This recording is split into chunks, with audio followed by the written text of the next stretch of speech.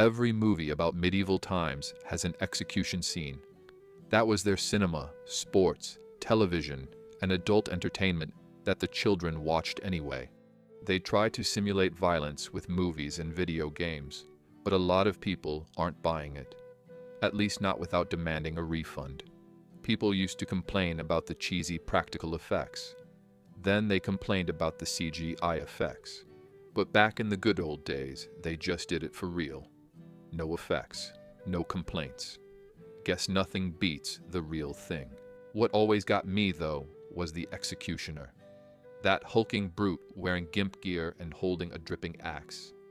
I get it's a trope, but you have to wonder, why did the executioner really wear a mask? You may think, well, it was to hide his identity. Sure, when towns were so small that everyone knew everyone. Who's not gonna recognize the 6'5", 300-pound brute at the fish market the next morning? Like, oh, that guy with the fresh bloodstains and the axe calluses? Yeah, no idea who he is. And what was he doing when there weren't executions? You might say, well, torture.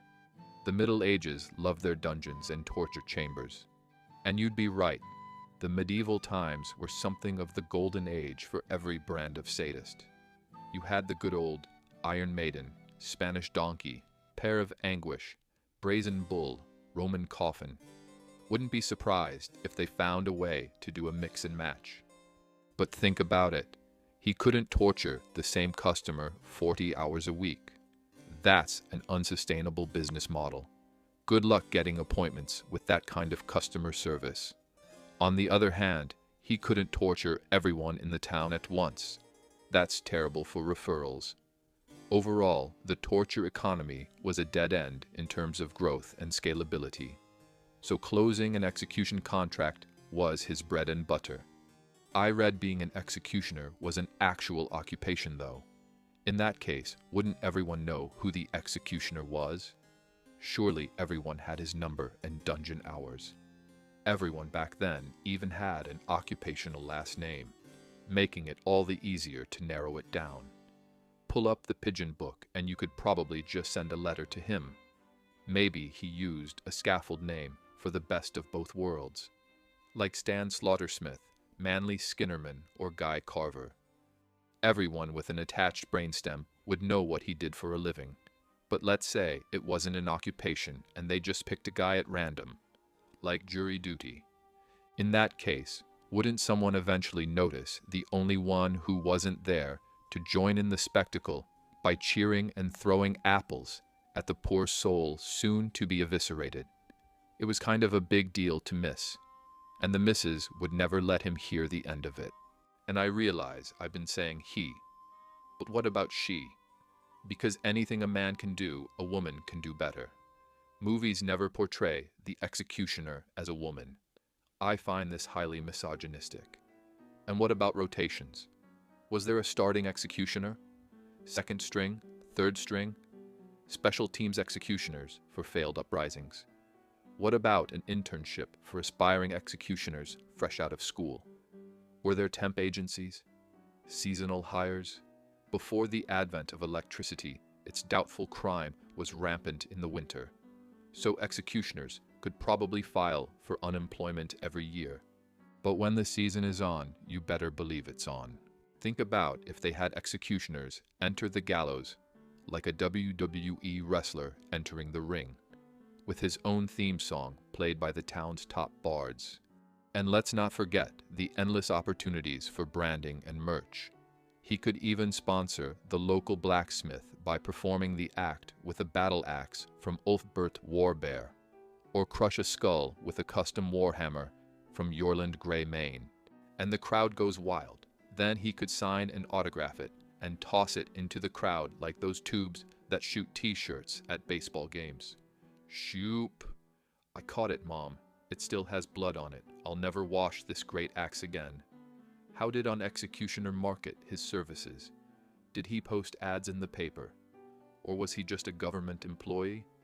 That would explain the inefficiencies and poor service. I read it would sometimes take several chops just to sever the person's spine. That's a government employee if there ever was one. Were there executioner tryouts? How did they try out?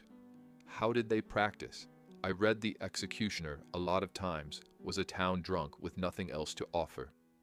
Explains the town drunks we have today are unemployed and homeless. Bring back public executions and give the homeless jobs. Or did it run in families? Well, Johnny, your father was an executioner and his father before him, so by God, you're going to be an executioner. Imagine the sibling rivalry of having a birthright of death. What if the executioner was one of those jobs you did when your degree in liberal arts didn't work out? Well, I wanted to be the king's royal painter.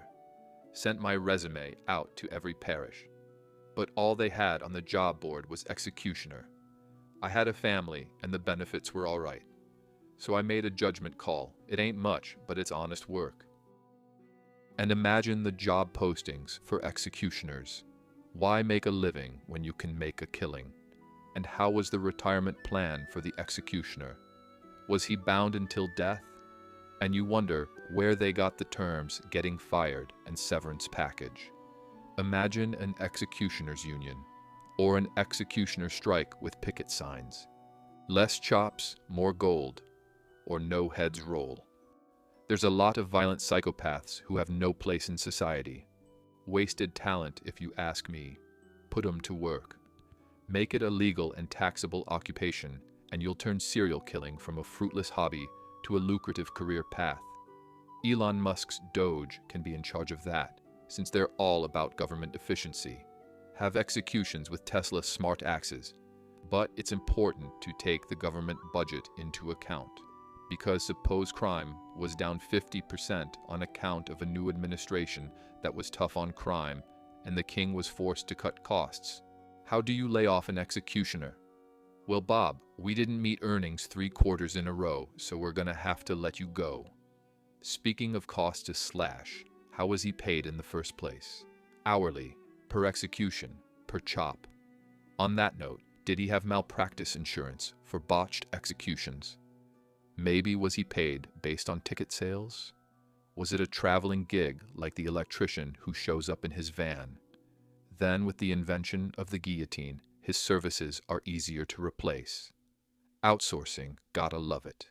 That's when his job was reduced to the pulling of a lever.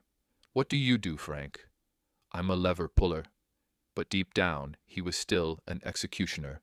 I started this talk pondering his mask, how it supposedly hid his identity. Maybe it did from the people around him, but not from himself. Just goes to show, it doesn't matter if you have to wear a mask to do what you're meant to do. Because underneath that mask, and in between the death spasms and blood-curdling screams, you are who you are.